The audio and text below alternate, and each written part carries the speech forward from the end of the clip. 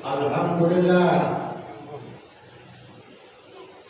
Alhamdulillahil malikil haqqul mubin.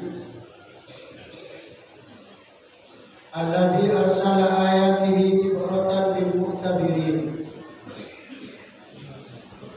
Asyhadu an la ilaha illallah wahdahu la syarika lah. Ilahul awwalin wal akhirin. Wa asyhadu anna Muhammadan abduhu wa rasuluh al-mab'uts rahmatan lil alamin. Allahumma shalli wa sallim wa barik ala sayyidina wa nabiyyina Muhammadin wa ala alihi wa ashabihi wa tabi'in wa man tabi'ahum bi ihsanin ila yaumiddin. Amma ba'd ya ibadallah, usikum wa nafsi bi taqwallah wa ta'atihi la'allakum tuflihun.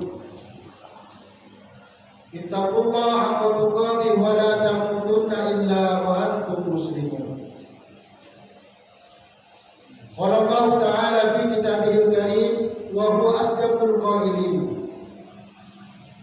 A'udzu billahi minasy syaithanir rajim.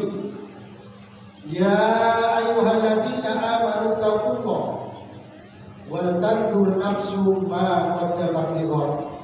Wattaqullaha innallaha khabirun bima ta'malun. Ma'asyiral muslimin jamaah salat Jumat yang dimuliakan oleh Allah.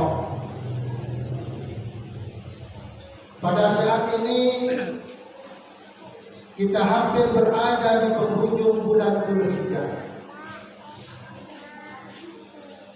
Dan tentunya sebentar lagi kita akan bertemu dengan tahun baru Islam atau tahun baru Hijriah 1442 Hijriah akan kita tinggalkan, dan insya Allah kita akan menjalani 1443 Hijriah. Dalam rangka menghadapi tahun baru, tentunya kita jangan merasa bangga dan jangan merasa bahagia. Orang-orang terdahulu, orang-orang salafus soleh, ketika bertemu dengan tahun baru, baik itu tahun baru Islam atau tahun baru Hijriah, orang-orang salafus soleh ini merasa sedih. Semakin sering bertemu dengan tahun baru, orang-orang salafus soleh ini semakin menangis di hadapan Allah Subhanahu wa ta'ala. Karena orang-orang terdahulu itu merasa dengan seringnya bertemu dengan tahun baru, maka sadar bahwa jatah umurnya ini semakin kurang. Orang-orang salafus soleh itu sadar semakin seringnya bertemu dengan tahun baru, semakin dekat dengan sebuah kematian. Orang-orang salafus soleh semakin sering bertemu dengan tahun baru, sadar bahwa dirinya akan pindah menjadi penduduk ahli kubur. Makanya kita ini sangat tidak pantas ketika merasa bangga dan bahagia dengan bertemunya dengan tahun baru. Bagaimana sikap kita? Tidak lain kita ini bertafakkur sekaligus bertadabbur. Perbanyaklah mengingat kepada Allah, dan sering-seringlah kita merenungi dan memikirkan terhadap satu nikmat yang telah diberikan oleh Allah. Satu nikmat ini jarang kita perhatikan, jarang kita ingat, bahkan kita ini jarang bersyukur kepada Allah Subhanahu wa ta'ala. Satu nikmat yang diberikan oleh Allah yang jarang kita ingat tidak lain adalah nikmat adanya sisa umur. Adanya nikmat sisa umur ini jarang kita ingat dan jarang kita perhatikan. Dan perlu diketahui ketahui adanya nikmat sisa umur ini menunjukkan bahwa Allah masih memberi kesempatan kepada kita untuk menjalankan segala aktivitas yang biasa kita lakukan. Adanya nikmat sisa umur ini menunjukkan bahwa Allah masih memberi kesempatan kepada kita untuk memperbaiki diri dengan memperbanyak melakukan amalan-amalan soleh, melakukan ketaatan, melakukan kebajikan yang berhubungan dengan Allah ataupun yang berhubungan dengan sesama manusia. Adanya nikmat sisa umur ini menunjukkan bahwa Allah masih memberi kesempatan kepada kita untuk bertaubat kepada Allah, untuk berbanyak membaca istighfar dalam rangka memohon ampun kepada Allah, yang pada akhirnya dosa-dosa yang pernah kita lakukan terampuni oleh Allah Subhanahu wa Ta'ala. Kenapa adanya nikmat sisa umur ini jarang kita ingat dan jarang kita perhatikan? Karena adanya nikmat sisa umur ini tidak bersifat barang, bersifat abstrak. Kadang-kadang kita ini merasa adanya musibah corona COVID-19 merupakan musibah yang sangat besar, bahkan sangat mempengaruhi terhadap perekonomian kita. Kita tidak pernah merasa padahal ada musibah yang lebih besar dari corona atau COVID-19. Tidak lain adalah setiap hari kita ini terkikis adanya jatah umur kita menurut Allah Subhanahu wa Ta'ala.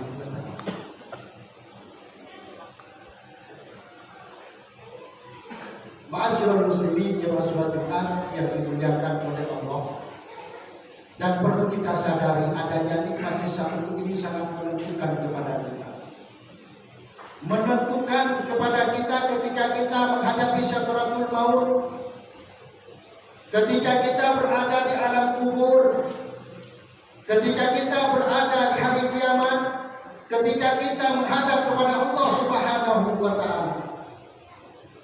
Maka sangat tepat ketika Sayyidina Abu Bakar radhiyallahu anhu ini pernah bercerita, ada seorang laki-laki yang datang kepada baginda Rasulullah SAW.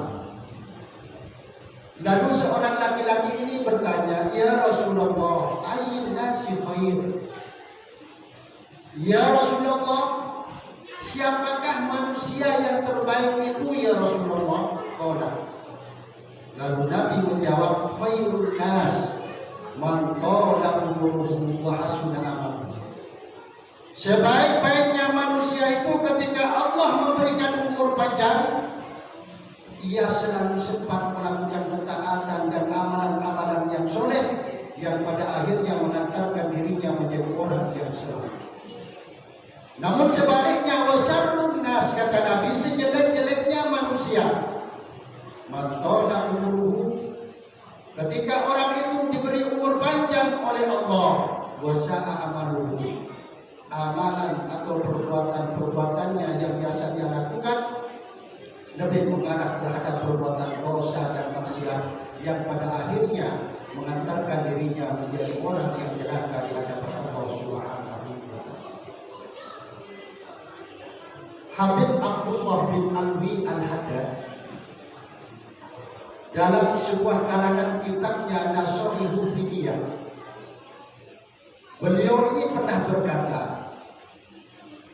modal yang paling utama bagi manusia dalam menjalani kehidupan di alam dunia ini tidak lain adalah adanya sisa umur. Maka makmurkanlah umur manusia itu dengan amalan-amalan yang soleh serta perbuatan-perbuatan yang mulia. Perkataan Habib Abdullah bin Alwi Al-Haddad ini menjelaskan kepada kita bahwa adanya umur termasuk modal yang paling berharga, modal yang paling utama dalam menjalani kehidupan ini. Sehingga ketika kita ini selalu berusaha melaksanakan kebaikan dan ketaatan, tentu kita bisa mengumpulkan pahala sebanyak-banyaknya, dan Allah akan mulia di sisinya. Namun sebaliknya, ketika kita ini menyia-nyiakan adanya sisa umur kita selalu sempat melakukan perbuatan dosa dan maksiat, tentunya akan mengantarkan kepada kita menjadi orang yang celaka ketika kita berada di hari kiamat. Kalau kita kehilangan perhiasan, kalau kita kehilangan permata atau kehilangan uang, mungkin kita ini masih mampu untuk menjalinkan hidup. Bagaimana ketika kita ini merasa hilang umur kita? Kemana kita akan menjalinkan hidup? Tentu tidak akan bisa. Ma'asyiral muslimin jemaah salat Jumat yang dimuliakan oleh Allah. Masalah umur merupakan sesuatu yang gaib. Dan kematian merupakan rahasia Allah Subhanahu wa taala. Kenapa Allah merahasiakan terhadap kematian? Sampai Allah ingin menguji kepada manusia agar supaya manusia ini tidak menunda-nunda di dalam melakukan ketaatan dan ibadah kepada Allah Subhanahu wa taala. Maka waspada dan berhati-hatilah. Jangan sampai kita mengakhiri hidup ini dalam keadaan su'ul khatimah.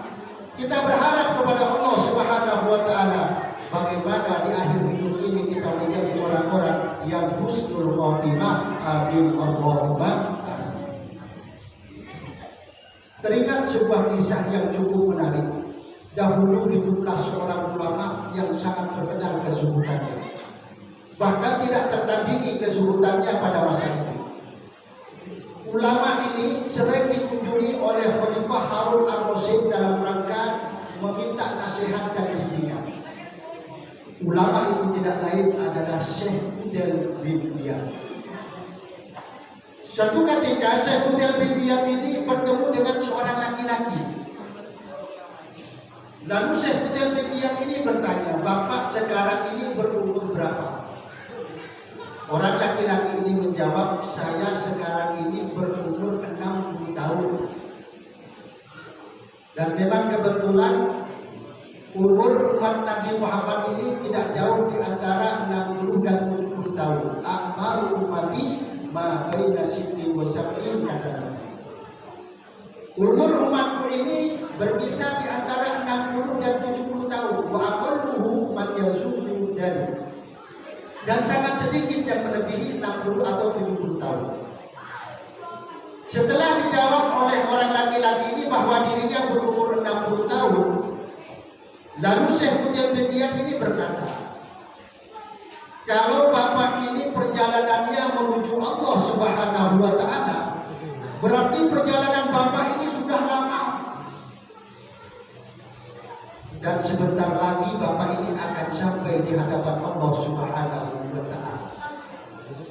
Mendengar perkataan Syekh Fudel yang semacam ini, bapak ini menjawab, "Inna lillahi wa inna ilaihi raji'un." Bapak tahu arti dari kalimat inna lillahi wa inna ilaihi raji'un? Lalu orang laki-laki ini menjawab, "Inna lillahi wa inna ilaihi raji'un." Sesungguhnya kami ini datang dari Allah dan sesungguhnya kami ini akan kembali kepada Allah Subhanahu wa taala. Lalu Syekh Fudel bin Iyad ini menjelaskan kepada bapak tadi, kalau bapak paham dan mengerti tentang kalimat inna lillahi wa inna ilaihi raji'un, bahwa bapak ini datang dari Allah dan akan kembali kepada Allah, berarti bapak ini sudah paham dan mengerti bahwa bapak ini akan menghadap dan berdiri di hadapan Allah Subhanahu wa taala.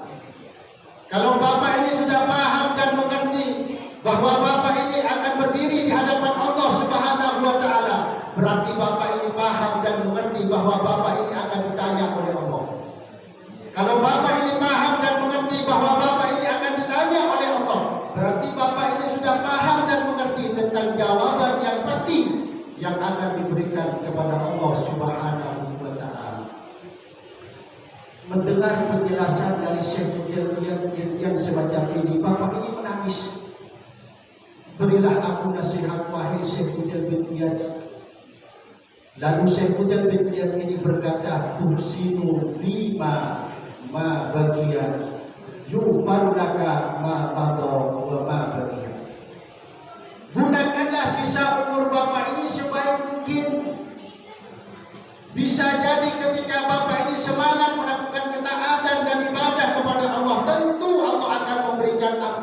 kepada bapak. Wa innaka in asya'ta, ketika bapak tidak bisa menggunakan sisa umurnya bima bagia uhinta, maka bapak akan mendapatkan hukuman dari Allah Subhanahu wa taala. Alhamdulillah. Dari ungkapan Syekh Mujal bin Iyad yang semacam ini tentu mengajak kepada kita bagaimana kita ini mengakhiri hidup menjadi orang-orang yang husnul khotimah. Untuk menjadi orang-orang yang husnul khotimah, kita ini harus istiqomah. Istiqomah dalam sholatnya, istiqomah dalam ibadahnya, istiqomah dalam ketaatannya kepada Allah Subhanahu wa taala. Karena kematian seseorang ini tergantung pola hidupnya. Yamutul mar'u ala ma asya alaihi, yusarul mar'u ala ma mata alaihi. Kematian seseorang ini tergantung pola kehidupannya, dan bangunnya seseorang dari alam kubur tergantung bagaimana dia menghadapi sebuah kematian. Tentunya pada diri kita jangan memiliki sebuah pemikiran kita ini merasa takut atau merasa berani terhadap sebuah kematian. Apalah arti sebuah takut? Apalah arti sebuah keberanian terhadap kematian yang pada akhirnya kita akan mengalami sebuah kematian? Yang perlu kita pikirkan adalah modal kita, bekal kita. Ini yang perlu kita pikirkan. Semakin banyak modal dan bekal kita yang akan dibawa untuk mati, tentunya akan mengantarkan kita menjadi orang yang selamat. Ya ayyuhalladzina amanu taqullaha wal tanzur nafsum ma qaddamat lighad wattaqullaha innallaha khabirun bima ta'malun. Yang perlu kita perhatikan tidak lain adalah kita mengumpulkan sebanyak-banyaknya modal dan bekal kita yang pada akhirnya kita akan menjadi orang-orang yang selamat di hadapan Allah Subhanahu wa taala. Sebelumnya khutbah yang dapat saya sampaikan mudah-mudahan dapat dijadikan sebuah motivasi dalam rangka meningkatkan iman dan takwa kita kepada Allah. Amin. Allahumma amin. Barakallahu li wa lakum fil Qur'anil karim wa nafa'ani wa iyyakum bi sami'in ayati wa dhikril hakim. Aqulu qawli hadza